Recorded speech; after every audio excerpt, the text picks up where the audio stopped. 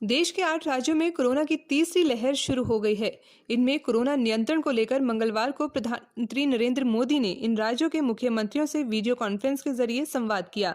बैठक के दौरान प्रधानमंत्री नरेंद्र मोदी ने सभी मुख्यमंत्रियों से कोरोना बढ़ने के कारणों की पहचान कर बचाव के कदम उठाने के निर्देश दिए हैं। साथ ही कोरोना की गाइडलाइन को भी सख्ती से लागू करने को कहा है। बैठक में वीडियो कॉन्फ्रेंसिंग के जरिए शिरकत करने के बाद हरियाणा के मुख्यमंत्री मनोहर लाल ने बताया कि उन्होंने प्रधानमंत्री को कोरोना बीमारी पर नियंत्रण को लेकर हर संभव कदम उठाने का आश्वासन दिया है। मुख्यमंत्री ने बताया कि सरकार ने अगले कुछ दिनों में प्रदेश में 1 करोड़ मास्क बंटवाने का फैसला किया है। इसके अलावा सोशल डिस्टेंसिंग को लेकर भी एनसीआर के 6 सबसे अधिक प्रभावित जिलों में कुछ कदम उठाए हैं। मुख्यमंत्री मनोहर लाल ने बताया कि गुरुग्राम, रेवाड़ी, रोहतक, पानीपत, सोनीपत और हिसार में सार्वजनिक, धार्मिक और राजनीतिक कार्यक्रमों को लेकर कुछ पाबंदियां लगाई गई हैं। अब इन जिलों में किसी भी तरह के समारोह को लेकर इंडोर कार्यक्रम में 50 लोगों से अधिक और आउटडोर में 100 से अधिक लोग शिरकत नहीं कर सकते। लेकिन दोनों ही परिस्थितियों में समारोह स्थल की क्षमता दोगुनी होनी चाहिए। इसी तरह बाकी जिलों में इंडोर कार्यक्रम करने पर अधिकतम 100 लोग और आउटडोर कार्यक्रम करने पर अधिकतम 200 लोग ही शिरकत कर सकते हैं। लेकिन यहाँ पर भी कुल क्षमता के 50% ही लोगों को आमंत्रित किया जा सकता है। पहला विषय तो आज प्रधानमंत्री जी ने देश भर के सभी मुख्यमंत्रियों के साथ वीडियो कॉन्फ्रेंसिंग की है।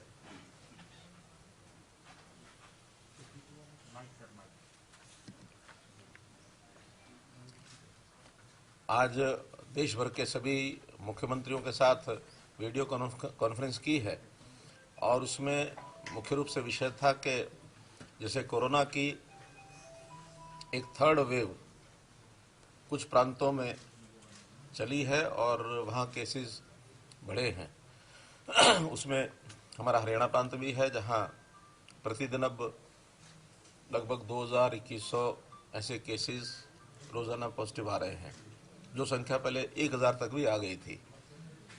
अब इस चीज़ को क्योंकि सारे देश भर में 8 प्रांतों को इस विषय के लिए चिन्हित किया गया था जहाँ केसेस बढ़ रहे हैं, उनको सबको आगे इसको कैसे रोका जाए, इसके कुछ विषय सुझाव ये सब सामने आए हैं। हमने आश्वासन दिया है कि हम कोविड को और फैलने से रोकने के लिए जितने पर्याप्त प्रबंध हैं वो सब करेंगे। इसके अंदर सोशल डिस्टेंसिंग है, इसके अंदर मास्क का प्रयोग करने की बात है। 1 करोड़ मास्क हम जल्दी इसी सप्ताह के अंदर हम बंटवाएंगे और इसी में एक विषय सोशल डिस्टेंसिंग का जो है उसका भी एक निर्णय हमने लिया है कि अभी 26 तारीख से जितने भी एनसीआर के बड़े शहर हैं, 6 जिले खास करके, उसमें गुरुग्राम, फरीदाबाद, रेवाड़ी, रोहतक, पानीपत और हिसार, सोनीपत आ गया।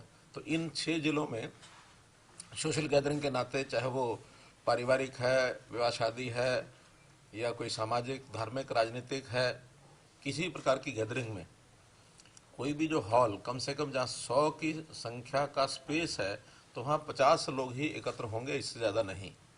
और ओपन में अगर करना होगा तो 100 लोग कर सकते हैं, इससे ज़्यादा नहीं। बाकी जिलों में किसी इंडोर में करना होगा तो 100 की संख्या तय की है, ओपन में करना होगा तो 200 की संख्या तय की है। ये परसों 26 तारीख से ये नियम लागू हो जाएगा। तो मैं अपील भी करूँगा हरियाणा की जनता से कि इनके ऊपर, इन सब बिंदुओं पर वो थोड़ा सा कोरोना के फैलाव को रोकने की दृष्टि से ये पग उठा रहे हैं, इसलिए इसमें वो सहयोग करें। क्योंकि कोरोना से बचाना है तो लोग स्वयं अपनी जितनी सावधानी बरतेंगे उतना ही बचाया जा सकता है। तो इस प्रकार से एक ये निर्णय हमने किए हैं। इसी में दूसरा विषय था कि वैक्सीन, जिसका भारत देश में भी 2 प्रकार की वैक्सीन का निर्माण होकर के उसका ट्रायल चल रहा है। दुनिया के कई देश भी वैक्सीन बना रहे हैं। तो हमारे ट्रायल का 3rd फेज इस समय शुरू हुआ है। बहुत जल्दी 3rd फेज समाप्ति के बाद ये आम नागरिक के लिए भी उपलब्ध हो, तो इसके लिए भी आज योजना रचना बनाने के लिए कहा है। उसके अंदर कैटेगरीज तय करेंगे कि कौन सी कैटेगरी को पहले, क्योंकि एक साथ देश में 130 करोड़ लोगों के लिए वैक्सीन उपलब्ध कराना संभव भी नहीं है।